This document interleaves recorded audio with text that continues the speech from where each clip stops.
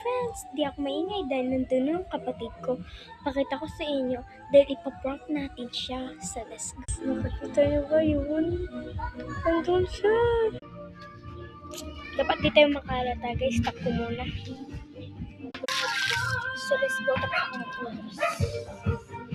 Ako nalata ng kapatid ko, so nandito lang siya kaya huwag tayong maingay dahil nandyan lang siya, ipaprank ko siya na hindi ko siya papansinin. Tsaka di niya alam na nag-vlog lang ako.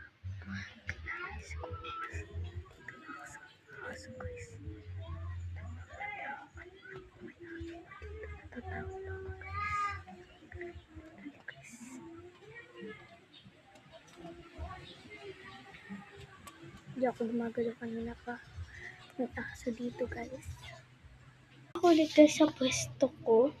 So ngayon, may kaaway ako kanina. Naaway niya ako guys na naimik ako. Siya pala si Ariana. Kung alam niyo po yung account niya dati nabura na. Dahil napakalandi niya. Joke! Hindi pinsa ko yun. So let's go. Balik na tayo doon kasi nandun lang sila. Nandun lang. Sila ulit. Yung kapatid ko. So let's go. Ayun siya guys. Dito niyo po. So, let's go na guys. Yan ka na si Jai Jai. Kayo dyan, may papansin dyan. Huli mo to. Ano nga yan? O bakit sa kamay lang? Siyempre, kamay lang mo ba?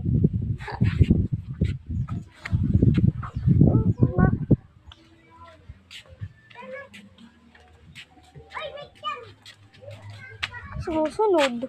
Ba sinabi bang sumunod ka? Ate, bakit di ka mo namamansin? Wala. Akin na nga yan. Sige, Jai. Akin na yan. Ano ba? Akong pake. Hoy! Hoy! Hey! Sa prank lang! Ano yun mo na nga to?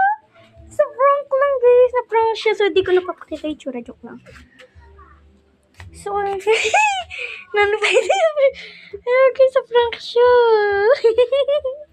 Ang cute ang bebe. Guys, thank you for watching. Sa panonood. Bye.